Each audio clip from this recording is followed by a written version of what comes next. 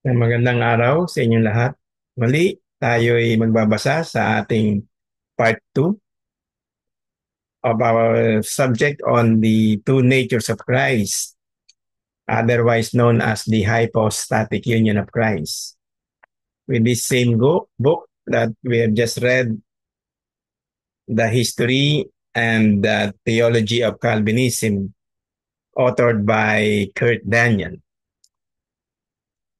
Now, I would like to read the Reformed view on this subject matter on the two natures of Christ or the hypostatic union of Christ. We already knew from part 1 that the two natures of Christ in his one divine person is the hypostatic union of Christ. Now, the Reformed view stated here says that God became a man to save sinners. We can see it on 1 Timothy chapter 1 verse 15. The infinite God demanded satisfaction from man by suffering and death. God is impassible and immortal, so God became a man to suffer and die and provide satisfaction. The Confession of Faith used in the English congregation at Geneva in the year 1556 put it like this: inasmuch as he, being only God, could not feel death, neither being only man, could overcome deaths. He joined both together and allowed his humanity to be punished with most cruel deaths. This unites the incarnation and the atonement.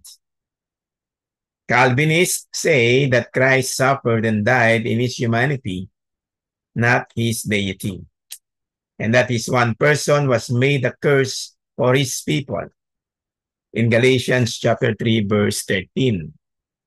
Therefore, Jesus Christ was fully God and fully man. We hold that Christ took on a second nature without any commingling of deity and humanity. The incarnation did not produce a hybrid or anything like a child conceived by two parents. The divine attributes were not communicated to Christ's humanity, but the attributes of his deity and humanity resided in his person. His humanity was no more deified than his deity was humanized. His humanity was glorified in the resurrection, to be sure. But that will happen in resurrected Christians as well. In Philippians chapter 3 verse 21. We will not become divine.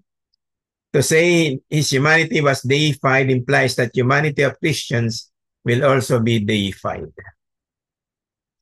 Yet we confess that the person of Christ was omniscient, omnipotent, and omnipresent. The Westminster Confession summarizes our position well. So that the two whole, it says, perfect and distinct natures, the Godhead and the manhood, were inseparably joined together in one person, without conversion, composition, or confusion. Taken from chapter 8, paragraph 2 of the Confession.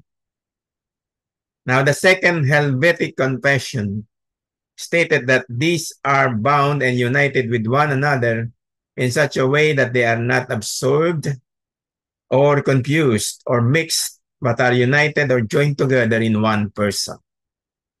The properties of the natures being unimpaired and permanent. Taken from chapter 11 of the Second Helvetic Confession. The French Confession of 1559 specifically counters Lutheranism. It says that the human nature remains finite, having its form, measure, and property. Now, Calvin was very young when Luther was old, and he often presented the Reformed view in his writings. For example, we affirm his divinity so joined and united with his humanity that each retains its distinctive nature unimpaired. And yet these two natures constitute one Christ. Answering Lutheran critics, he said, thus, it does not follow that if the divinity of Christ is infinite, hence his body must be also. In speaking thus, we do not divide Jesus Christ, but only distinguish the properties of his two natures, which are entire in him. As without dividing a man, one may point to the differences between soul and body. Calvin rightly contended that if the incarnation necessitated that the divine qualities were infused into his humanity, then human qualities such as physicality and passibility could be transfused into his deity. But that could never be, for God would no longer be God. The incommunicable attributes of God are not even communicated to the holy and sinless humanity of Christ. There are no perfect parallels, but some have been suggested. One is Calvin's analogy referred to above soul and body. But they are separated at death, while Christ's deity and humanity were never separated, even at the cross, as the Belgic Confession states in its article number 19. Another weak analogy is the two natures in a Christian, sin and grace. But that too is inadequate. To be precise, those are properties, not natures.